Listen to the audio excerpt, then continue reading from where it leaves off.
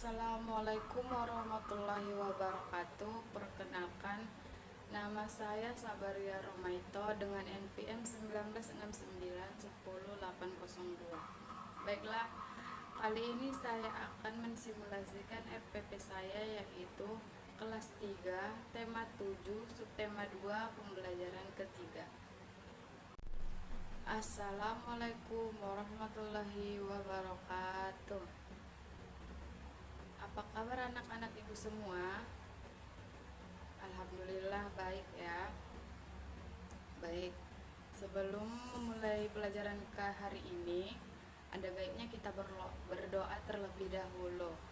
Baik, hari ini ibu yang akan memimpin doa. Sebelum memulai mata pelajaran hari ini, marilah kita berdoa dan menurut kepercayaan kita masing-masing. Berdoa dimulai.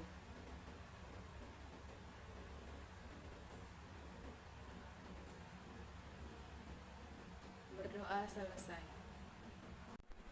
Baiklah, hari ini kita belajar di tema 7, perkembangan teknologi, subtema 2, perkembangan teknologi produksi sandang, pembelajaran yang ketiga.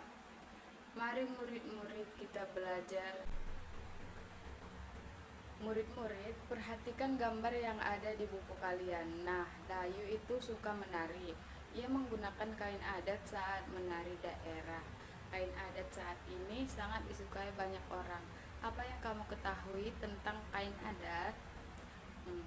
Mari kita pelajari bersama-sama tentang kain adat. Kain adat Indonesia. Indonesia dikenal sebagai negara yang kaya akan budaya. Salah satu sebagai karena wilayah Indonesia sangat luas. Setiap daerah di Indonesia memiliki budayanya sendiri. Salah satu kekayaan budaya Indonesia adalah kain adatnya. Setiap daerah pasti memiliki kain adat. Nah, perhatikan teks berikut. Nah, kain adat songket itu dikenal sebagai kain adat orang Melayu. Lalu ada kain sasirangan, itu dikenal sebagai kain adat dari suku Banjar di Kalimantan. Sedangkan orang Jawa memiliki batik dan lurik. Dan kain tenun itu dikenal sebagai kain adat dari Nusa Tenggara. Kain adat Indonesia sangat banyak. Kain adat dibuat dengan menggunakan bahan yang ada di lingkungan tempat tinggal. Warna kain juga berasal dari bahan alam. Kain adat umumnya dibuat dengan cara ditenun dengan tangan. Kain adat ini memiliki banyak fungsi. Kain adat ini dapat digunakan sebagai bahan pakaian sehari-hari. Lalu kain adat itu biasanya juga dipakai sebagai upacara adat. Kain adat juga banyak digunakan sebagai baju tarian daerah. Kain adat sering digunakan dalam upacara perkawinan. Nah, di berbagai daerah juga kain adat digunakan saat ada keluarga yang meninggal. Kain adat yang paling dikenal adalah batik. Batik ditemukan hampir di semua daerah, tetapi setiap daerah memiliki batik dengan ciri yang berbeda. Batik merupakan pakaian nasional Indonesia. Sebagai rasa syukur akan kekayaan pakaian adat, bangsa Indonesia memperingati Hari Batik setiap tanggal 2 Oktober. Jadi, setiap tanggal 2 Oktober itu biasanya kita akan memakai baju-baju batik untuk memperingati Hari Batik Nasional. Nah, murid-murid, kamu telah membaca teks kain adat Indonesia tadi. Coba kan di situ di halaman selanjutnya ada tabel. Coba lengkapi tabel berikut dengan nama-nama kain yang kamu ketahui. Nah, di sini Ibu sudah tulis Nah, di sini ada songket. Kain songket itu berasal dari Minangkabau atau Sumatera Barat.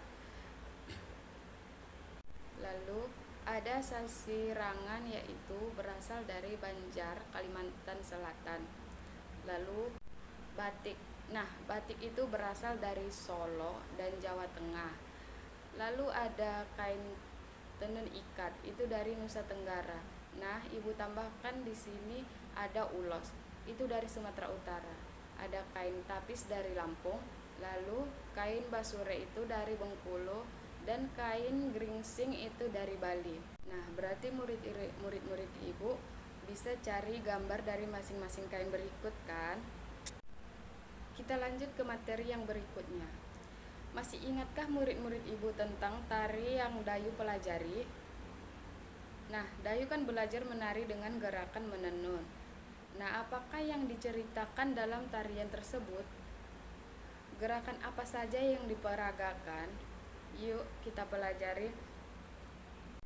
Nah, perhatikan lagi gerakan yang dilakukan oleh Dayu. Yang pertama adalah gerakan memintai kapas. Posisinya duduk lutut kanan melekuk ke atas, tangan kanan melekuk, gerakan memutar ke arah depan, dan tangan kiri bergerak ke samping kiri. Nah, gerakan seperti digambar ya. Coba murid-murid Ibu tarikan. Nah, seperti itu kalian bisa tirukan. Lalu gerakan yang kedua adalah gerakan menenun satu. Nah, posisinya seperti digambar. Posisinya duduk selonjor, kedua tangan bergerak lembut ke kanan atas dan bawah, lalu kaki kiri atas dan bawah, lalu ke kiri atas dan bawah, kepala bergerak mengikuti arah tangan. Nah, murid-murid Ibu bisa hitung 8 kali 1 hitungan. Gerakannya seperti digambar ya, atas bawah, lalu atas bawah, seperti itulah. Gerakan berikutnya adalah gerakan menenun 2. Posisi duduk selonjoran, kedua tangan bergerak kuat ke arah jari kaki, lalu gerakan lembut ke arah perut, badan membungkuk saat tangan ke arah perut, dan badan tegak saat tangan bergerak ke arah perut. Nah, gerakannya seperti digambar ya. Perhatikan gambar berikut. Dari depan lalu tarik ke belakang ke arah perut, bungkuk, lalu lurus, badannya seperti itu. Nah, Dayu menarikan tari kreasi menenun, sedangkan kalian juga dapat loh berkreasi seperti Dayu. Berlatihlah seperti beberapa hari yang lalu, lakukan gerakannya dengan riang gembira. Motif kain adat Indonesia itu sangat beragam loh. Ada yang motif bunga, hewan, dan motif bangun datar. Nah, amati motif kain berikut yang ada di buku kalian. Di situ motif apa saja yang kalian temukan? Ada yang bermotif bunga kan? Ada yang tumbuhan, lalu ada yang berbangun datar. Nah, murid-murid dapat menggambar salah satu motif yang ada di gambar ini pada selembar kertas, lalu guntinglah sesuai dengan bentuknya. Bangun datar itu memiliki simetris lipat jika yang pertama yaitu dapat dilipat menjadi 2 bagian yang sama besar, lalu lipatannya saling menutupi dengan tepat dan memiliki yang namanya sumber simetri. Cukup sampai di sini dulu yang dapat Ibu sampaikan hari ini. Kita akan lanjut minggu depan dengan mempraktekkannya. Sebelum Ibu menutup pelajaran kita hari ini, apakah ada yang ingin bertanya? Jika tidak ada, maka kita akan tutup pelajaran ini dengan mengucapkan alhamdulillah. Alhamdulillahirabbil alamin. Cukup sekian. Assalamualaikum warahmatullahi wabarakatuh.